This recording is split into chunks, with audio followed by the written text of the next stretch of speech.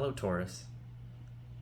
I'm here today with another reading for you, and I've actually decided to go back to using the Taroyowali Ehikat, which I've used before in some of my readings.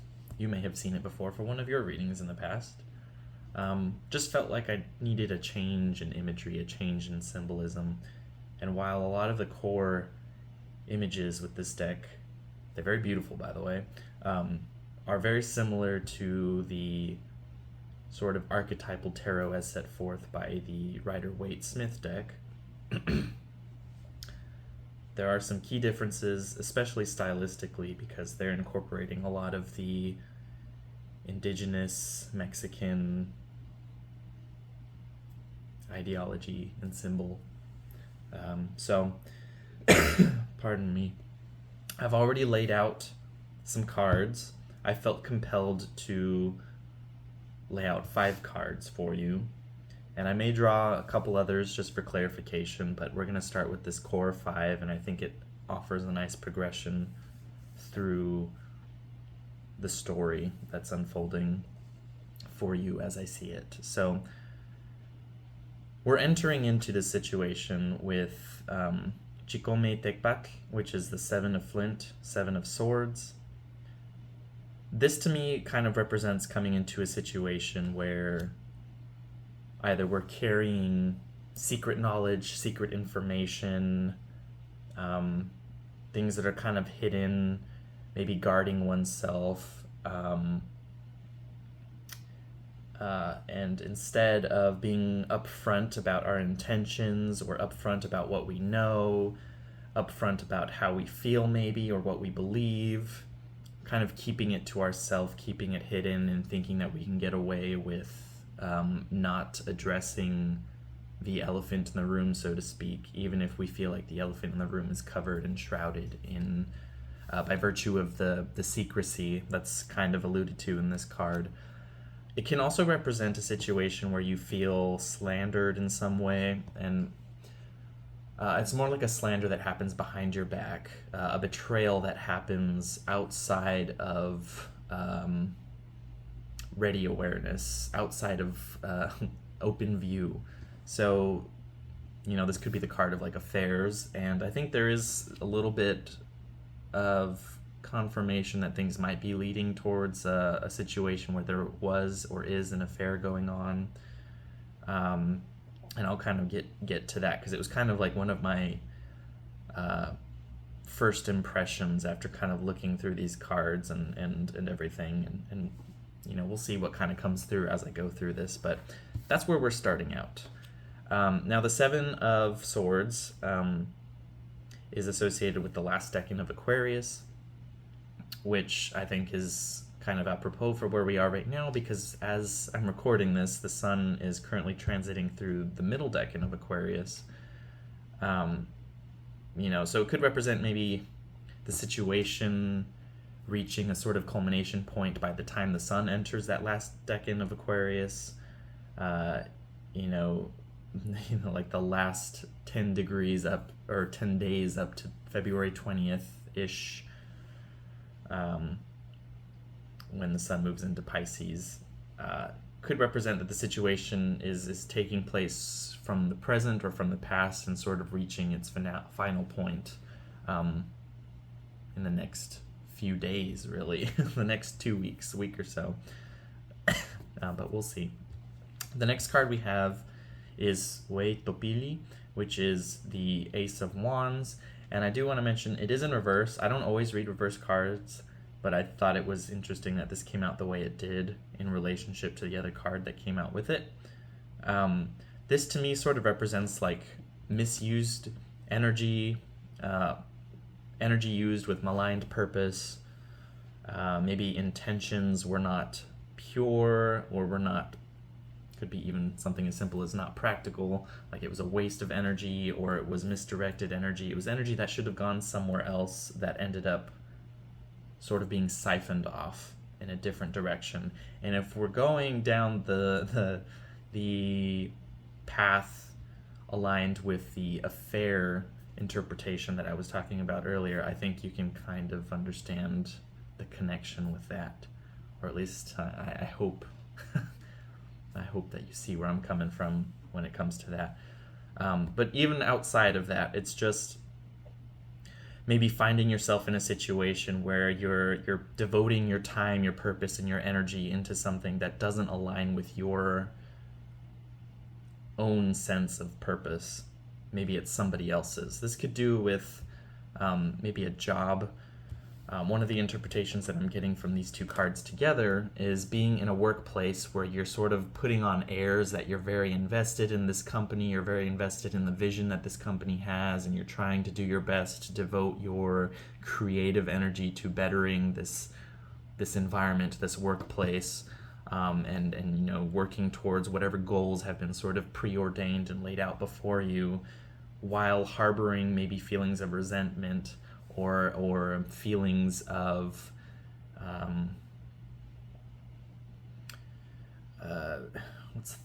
what am I looking for? A knowledge that your inner truth doesn't align with this show that's being put on, and it feels like you're wasting your time and wasting your energy, and you know that you can be utilizing the resources, the inner resources that you have,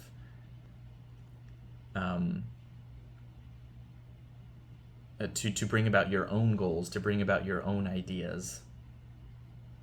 But again, it's like your energy is being siphoned off by something maybe outside of your control, or something that appears to be outside of your control. But I think there's a message in that kind of will come out later in this reading, where taking personal agency is the medicine to this. Like, facing the reality of the situation head on, expressing the truth with tact, with diplomacy, of course, with sensitivity, but being very genuine. I think that's going to be the way out of this energy trap, if that's what we want to call it, for lack of being able to come up with a better term. The middle card, which I feel like is a sort of anchor for the entire reading, is a Chikonawi Chalchiwik, which is the Nine of Jades, Nine of Pentacles. Now, traditionally, one of the interpretations of this card is sort of like material indulgence, material excess sometimes. Somebody who's very proud of their material possessions and acquisitions, the money that they have, the nice things, physical things that they have, and sort of being very flamboyant and showing them off and trying to show, maybe even embody a sense of higher status as a result of these things that one is surrounding oneself with. But very early on, when I saw this card, I was getting a very different sense of what this card meant in this particular reading. And to me, it was sort of like this figure had put on all this beautiful clothing and all their best jewelry, and you know, surrounding themselves with all this sensory beauty and symbol of wealth and opulence, not to show off and be proud, but as a way to present oneself at their best for ceremonial purposes. But also, I think the interesting thing that came through was for warfare. Like, literally donning the garb, the ceremonial garb of warfare, of facing some sort of conflict or opposition head on at one's personal best, looking and feeling one's personal best, so that the image of you that people are sort of confronted with when you present your truth, or when you finally put your foot down about a certain situation, is that you conduct yourself with tact, with decency, with pride, yes, but balanced with humility. Like, there's something very noble about this figure, something very noble about the way they carry themselves. It's almost like a divine embodiment, which may be a little exaggerated, and at least the way I'm describing it is a little bit exaggerated, but somebody who struts their stuff not to show off, but because they have earned the right to be that person. And what I mean by that is having the experience, having the wisdom, having the skill, having the confidence, having the self-assurance to be a strong individual and being unafraid of presenting oneself as such. Whereas before, I feel like this card, the beginning of the situation, maybe you were more in this mode where it was like, I'm gonna keep this close to myself because it's scary to reveal that you are a strong and passionate individual, because then everybody looks at you and looks to you for guidance sometimes, or for help, for judgment, passing judgment on you sometimes. And maybe there was a fear of, maybe I won't be able to handle what other people think about me. But then this card is kind of coming through, anchoring the situation and saying, no, this is the correct course of action. Establish yourself, surround yourself with the things that bring you joy, that make you feel most attuned to yourself, most most capable of fully embodying the best version of yourself, and be unafraid of the perceptions that sort of arise around that. Because there's always going to be somebody who looks at you and thinks the worst thoughts about you. You just gotta do your work anyway.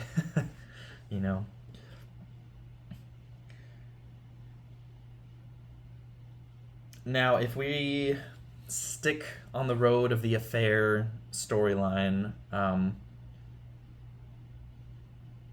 this is also kind of presenting itself as like, I'm gonna confront my cheating partner in my best outfit, looking my absolute best, so that I can tell them to off, while I feel at my most desirable, my most beautiful, my most confident and strong. And there's like maybe sort of twisted satisfaction that comes out of that. But you go off. I think that's kind of funny. I admire that trait in people. A little bit of theatrics never hurt anybody. But we're moving towards the High Priestess, Siwatla Makatski, or I'm not even going to try to say the Spanish word. It's funny. Spanish is technically my first language, and where did that go? America.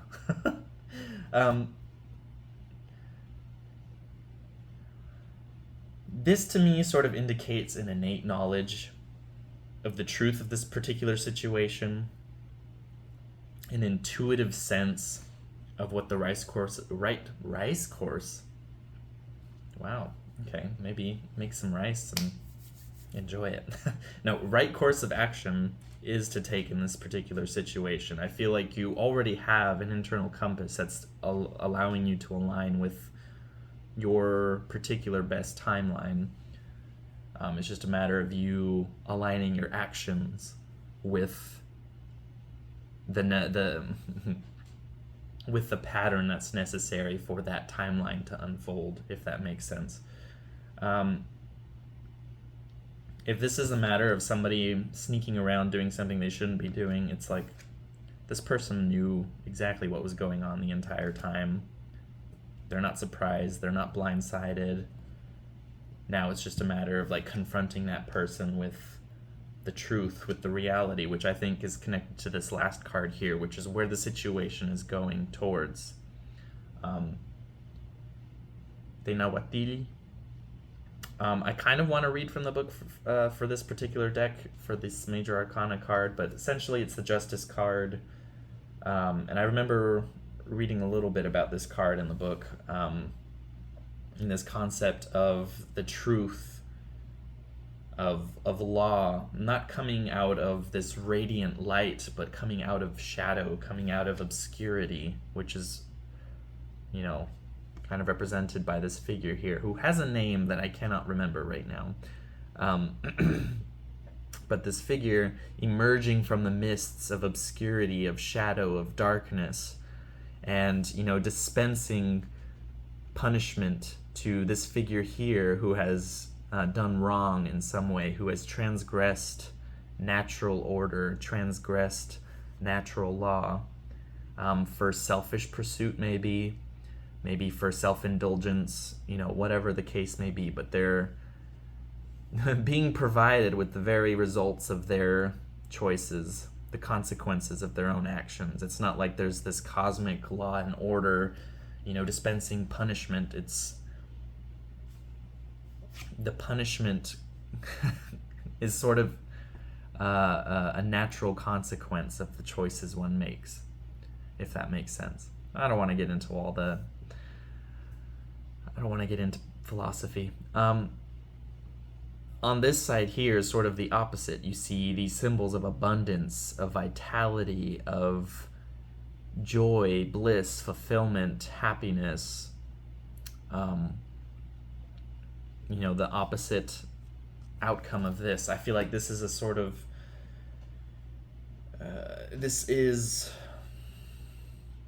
maybe the position that you yourself will take in this particular situation, by virtue of airing out the truth and not letting it lurk in the shadows, not just letting it slip by unnoticed.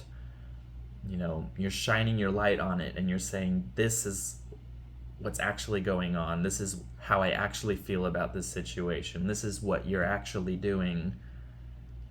And this is what we're going to do about it moving forward. Here's the consequence of your action, you know? I know that you've been having an affair, and now that I know, and now that you know that I know, this is what we're going to do about it. You know, and sort of coming up with what's the word? Deliberating on the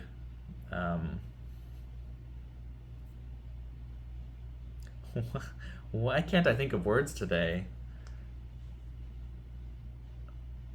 I think maybe you know where I'm trying to go with that. It's like the ruling. You know, you're gonna go to jail for 7 days, 7 years. You know, we're gonna separate, and I'm taking the house, and you are taking your wounded pride.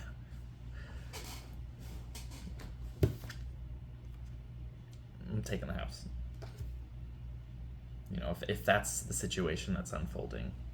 Or it could be more, if this is a toxic workplace, for example, where your time and your energy are being siphoned away from you,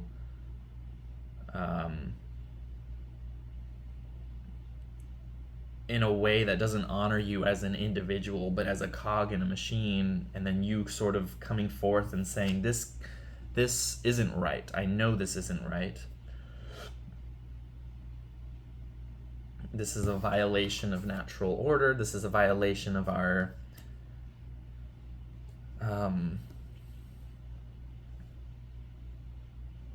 sovereignty, I guess you could say.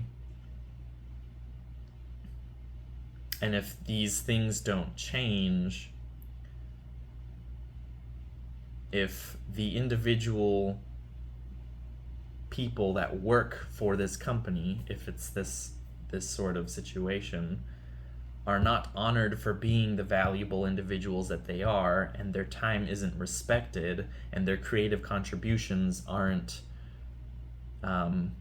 afforded the honor and respect that they are due, and if they are continually taken advantage of by this company, then the noose gets tied around the neck and pulled, just like here. Not literally, hopefully.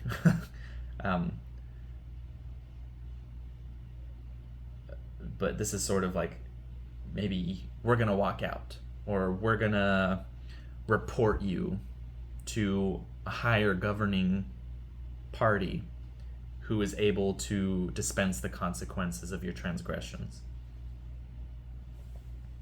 Maybe that makes sense. Now,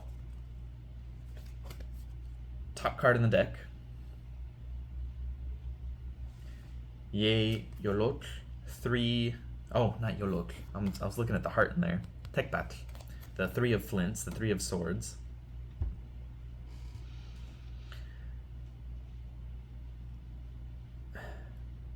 This to me, especially in conjunction with this card, this is like the card of injustice. This is the card of the affair. This is the card of the wounded heart. Somebody who has been bearing the brunt of exploitation, emotional, physical, intellectual, creative exploitation, kind of going into what I was saying about the this sort of corporate body, this company, this business venture that's toxic in the sense that it's siphoning, stealing ideas, stealing time, stealing energy that could be better utilized, maybe providing. I think that's interesting. Maybe the workforce is underpaid, undervalued, and overworked. Long hours without adequate compensation. And that can translate to a relationship situation too. If we're going to connect that to the affair situation I'm talking about, like one party is putting more of themselves into maintaining a comfortable, loving, and safe space for this relationship to take place within, and then the other person is maybe taking it for granted, sneaking around, going off and sowing their wild oats, so to speak, pouring their energy into places that they shouldn't be, shouldn't be, but there's an agreement that's being transgressed here, and even if it's not like contractual, it's not written down, it's not like a sanctioned arrangement in terms of written law, there's still like a sort of level of unspoken agreement, of commitment, of we are upholding specific values and you are going against them. Because the High Priestess is the law embodied.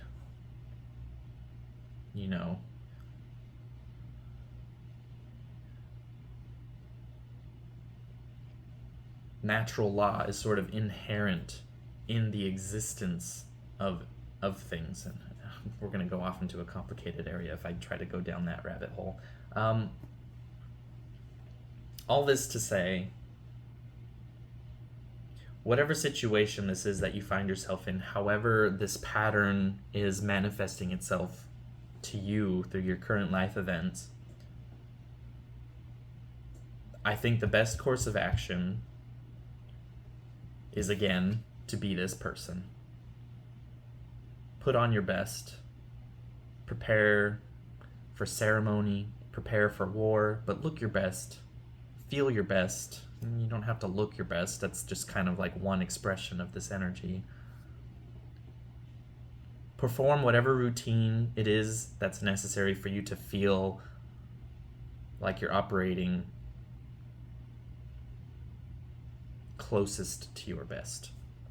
And whether that means, doing X, Y, or Z actions at specific times in the day, or dressing a certain way, or being in a specific physical environment that makes you feel connected, whatever it is that brings you closest to feeling yourself and strong and comfortable and confident and able to express your ideas and your feelings safely and frankly uncaringly, like however it's received, don't care. I'm strong, I'm rooted, I'm grounded in myself. your response to what I have to say is your problem, not mine. Like that sort of attitude. You know, and sticking by the truth, sticking by what you know,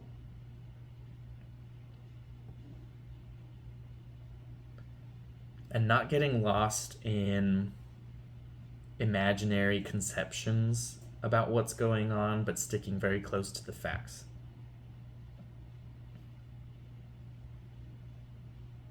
You know, I've been paying attention to these signs this entire time. I know what's happening. X is the result of Y. You know, being very logical about this whole approach, I guess, is very important too.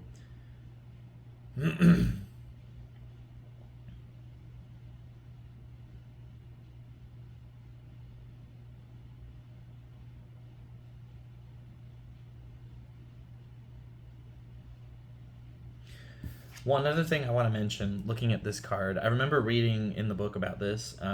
He's wearing unspun cotton, and there was a passage in the book talking about the process of spinning cotton into beautiful thread that's strong and that's soft and that's actually usable in a way that unspun cotton isn't, because unspun cotton is just kind of like it's a mass of fibers. It's a mess of fibers. But I think there's something about this process of carefully crafting this mess into something cohesive, something strong, something beautiful. But I think what's being emphasized most in my mind right now is the care and the skill and the patience, the dignity. Because this person doesn't just word vomit and say, you've been doing blah, blah, blah, blah, blah, and, I feel like, no, this is a very careful deliberation, thinking things through clearly, carefully, and presenting them in a prepared manner. Like, this is going before an assembly, a corporate assembly even, and giving a presentation and making sure that the presentation is perfect. Because that's the only way that your ideas are going to come across effectively. If you're unprepared, if you're hasty, if your ideas are not cohesive, you're just spewing a mess of fibers. You're spewing unspun cotton. And I don't think that's the medicine or the salve or the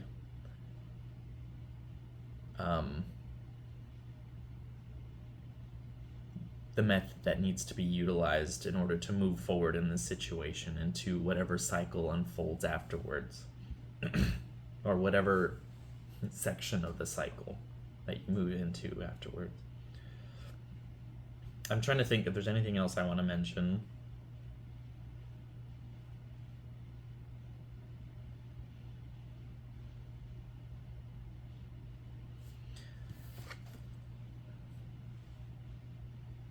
Interestingly, this is very, very specific. I'm seeing like a violin bow.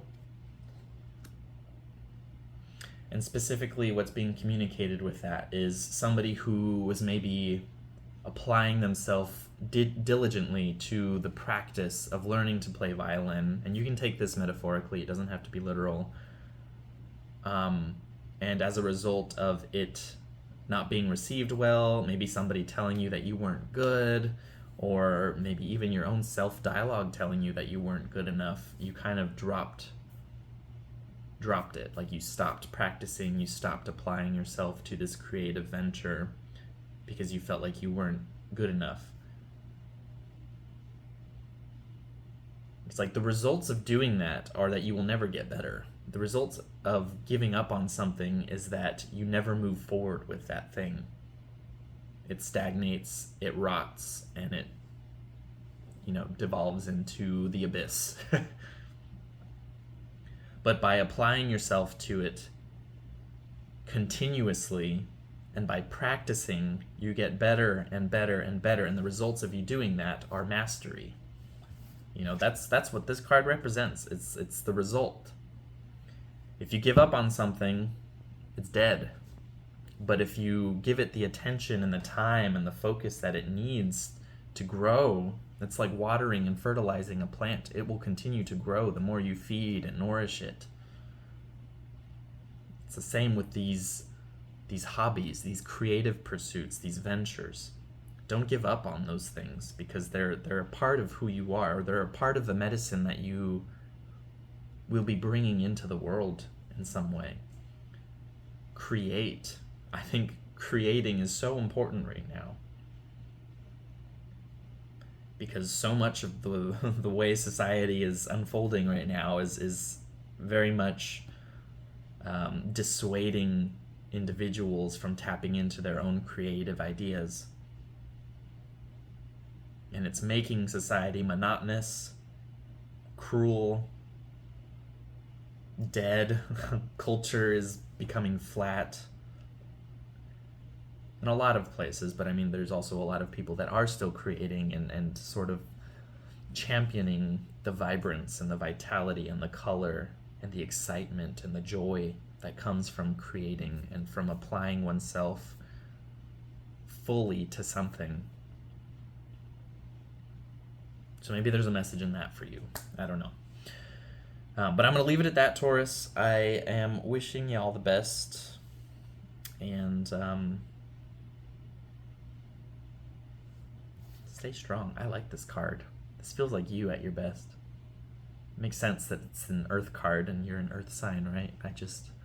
I like that. Think on this card for a bit. All right.